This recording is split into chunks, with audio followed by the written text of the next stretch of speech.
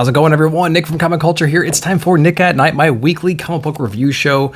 Let's go ahead and put the grading scale up. So, as you know, as I introduce a book, I'm going to put the cover of that book on the grading scale so you can see how they all stack up against each other. So let's get into it right now. We're going to start with the Immortal Thor issue #1 from Al Ewing. Now, I did enjoy Donny Cates' Thor run, and I know that I think Groenbeck picked up the last half of that whole thing, and so it was intriguing. There's a lot of cool things that were set up, a lot of insane moments, things like that. So we have the All-Father Thor just kind of hanging out right now. We have some showcase of power with him against some of the Frost Giants, things like that in here. We do get a lot of classic characters showing up. We get Loki, and we get all of Thor's friends and things like that, and he just kind of bounces in and saves the day like he would normally do. And of course, he has all this other stuff he's still contemplating right now. He's got the Black Winter coming. He's got like this gauntlet thing he's been dreaming about forever. He's still recovering from the effects of like Donald Blake and all that garbage that happened. Loki's still doing Loki stuff, still kind of, you know, the trickster and everything. And there's actually this story playing out right now that there's apparently this other hierarchy going on. And I'm not the biggest like deep cut Thor guy,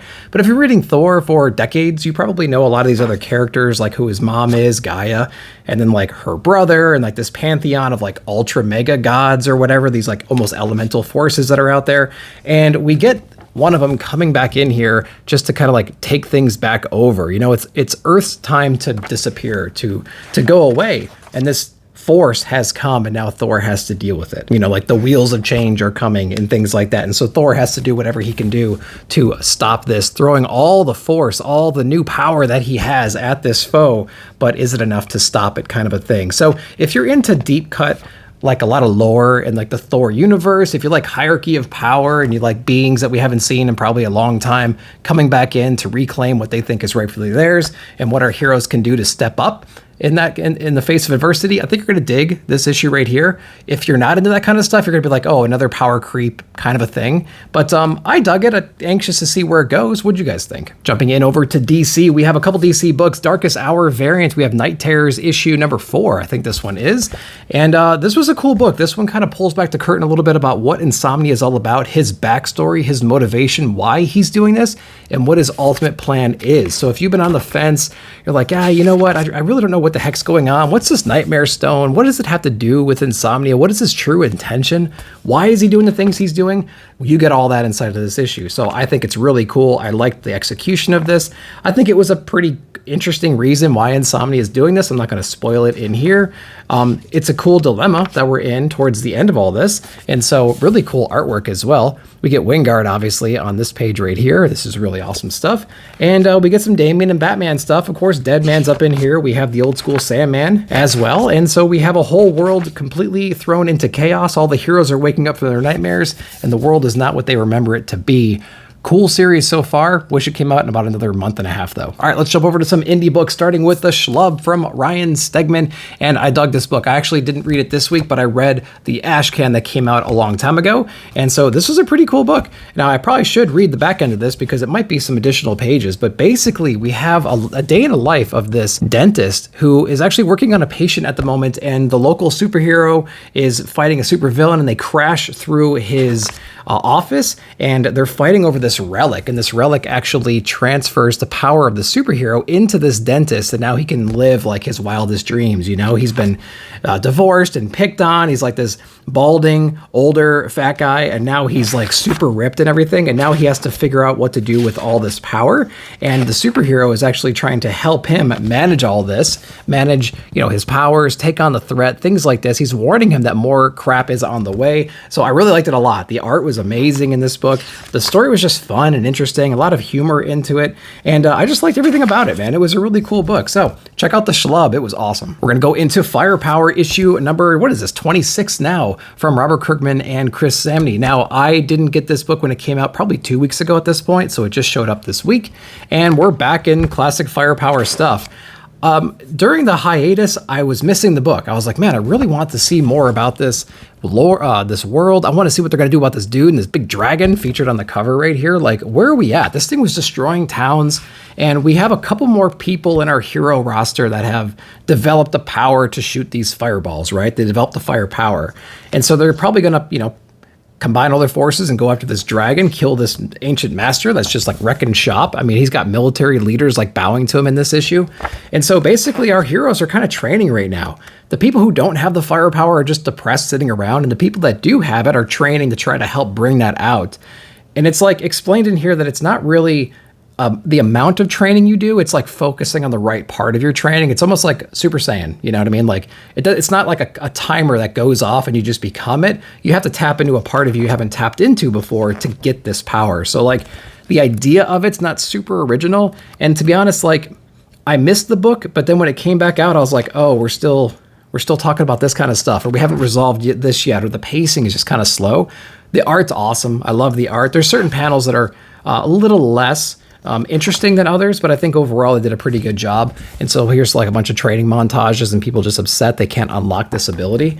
But overall, I'm interested to see where it goes from here. But like the essence, like the point of the firepower is to be the super rare, hard to achieve power, you know what I mean? And now we're kind of throwing it around a little bit. It's kind of like, again, I keep making the reference to being a Super Saiyan in Dragon Ball Z. It's like it used to be like this legendary thing. Now everyone's a freaking Super Saiyan. So like, is it as cool anymore? Who knows?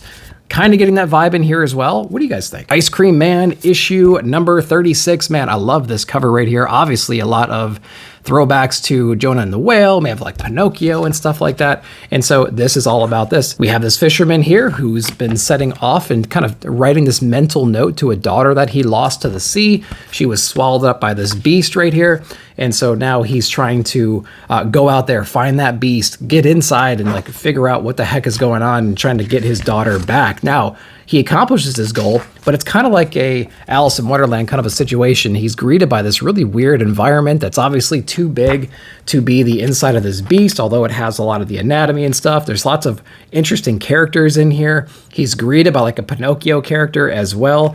And so they're telling him, hey, we're going to come let you see like our master, right? And we're going to show you our queen. And of course, the queen is who we think it might be in the story. And then obviously he has some panic moments and escape moments in here. But this book is really interesting though, because there's a lot of talk about like regret. This guy spent his entire parenting life not necessarily paying attention to his daughter or doing things or saying things that maybe his father did to him to kind of mess him up. And so he's kind of reflecting some of that stuff back on her. You know, she just wanted a hug. She wanted to be with him, things like that. And he kept on pushing her away. She wasn't as close as she wanted to be to him. And now he's regretting all the time that he wasted from her childhood. And so obviously I'm trying to like dig into this a lot more. I mean, there's probably not literally a whale, you know what I mean? Obviously there's lots of metaphor and stuff inside here, but who knows, man? It's the world of Ice Cream Man. It could be anything.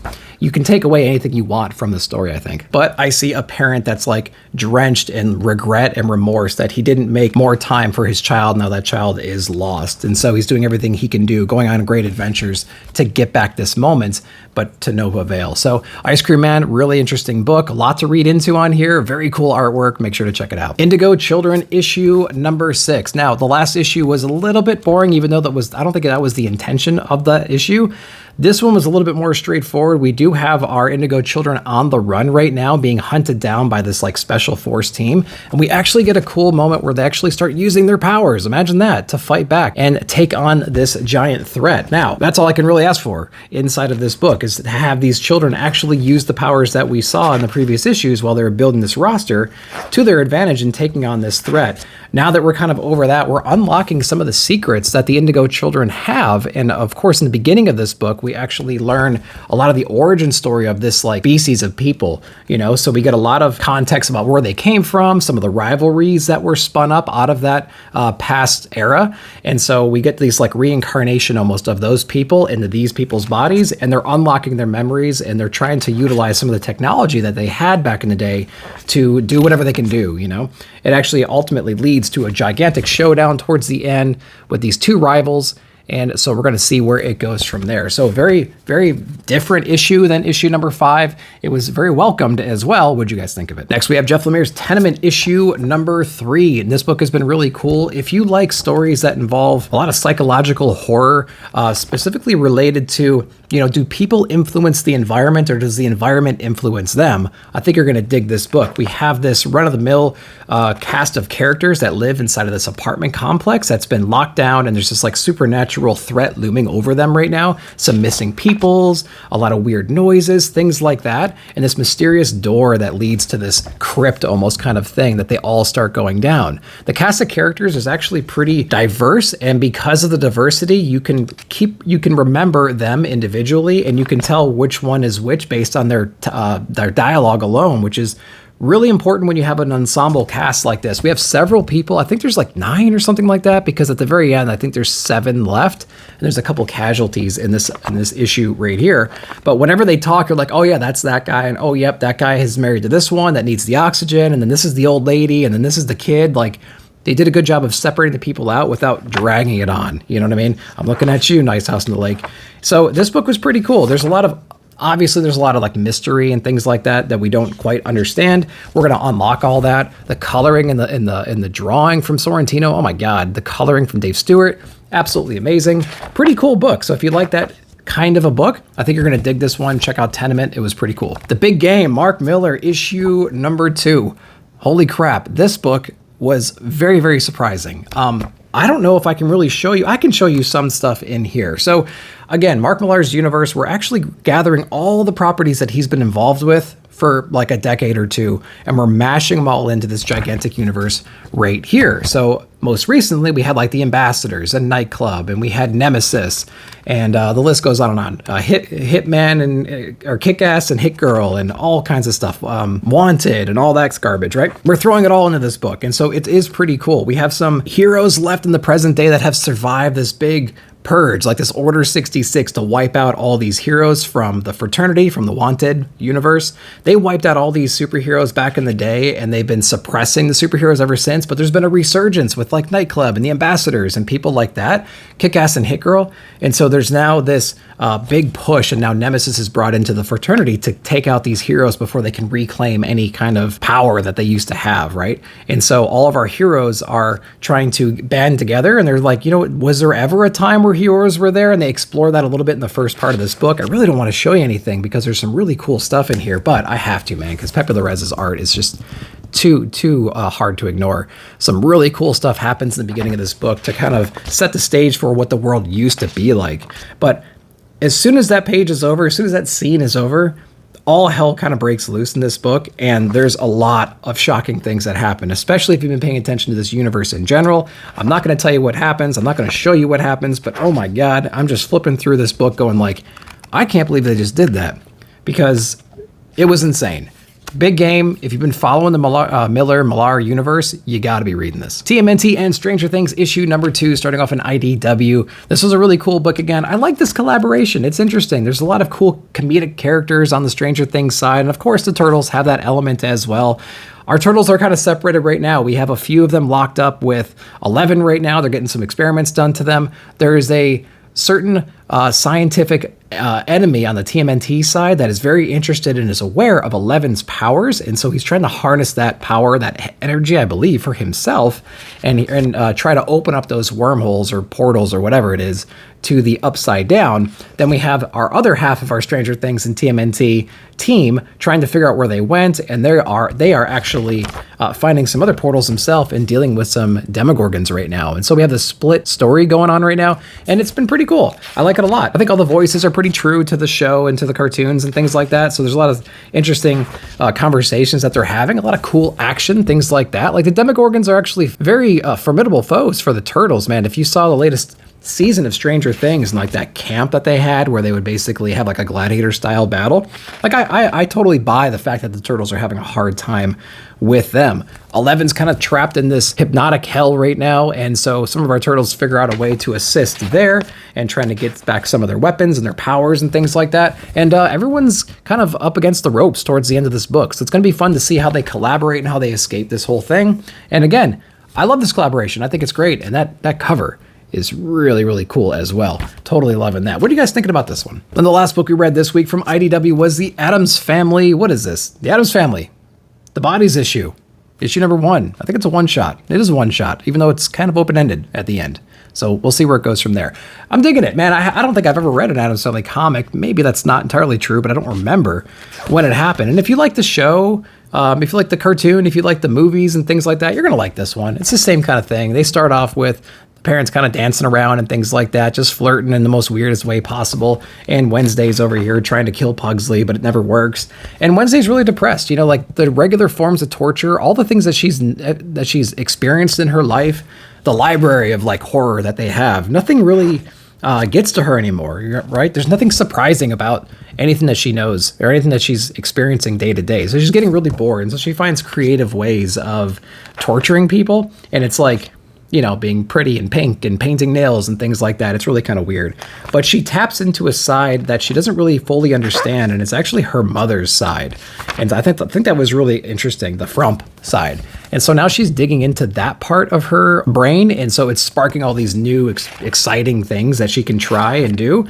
And I love the ending of the book and everything. It's like there's a whole new form of hell that's unleashed because she's tapping into that side. So it was a cool book.